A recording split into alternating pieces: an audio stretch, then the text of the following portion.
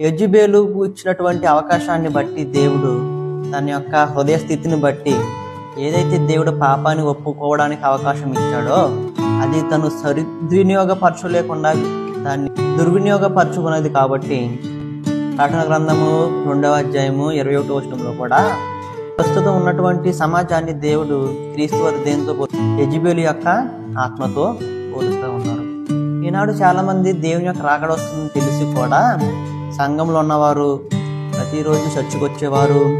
ప్రార్థన చేస్తున్నటువంటి వారు, వాక్యం వింటున్నవారు కూడా దేవుని ఎడల వారి యొక్క మార్గములు కానీ, ఆలోచనలు కానీ, ఉద్దేశములు కానీ సరిగ్గా లేనంది అని మనకు తెలిసినా కూడా యెజబెలు వలె వారి యొక్క హృదయాలను వారంతటా వారే కఠినపరుచుకొని రక్షణను, క్రీస్తు ఇచ్చినటువంటి రక్షణను అంగీకరించలేకుండా, మారు మనసు పొంది బాప్తిస్మము పొందుకోకుండా పరలోక రాజ్యానికి వెళ్ళేటువంటి అవకాశాన్ని కోల్పోయి వారి యొక్క హృదయాలను వారే కఠినపరుచుకొని నరకానికి వెళ్ళడానికి ఎక్కువ ఆసక్తి చూపిస్తున్నారు. అందుకని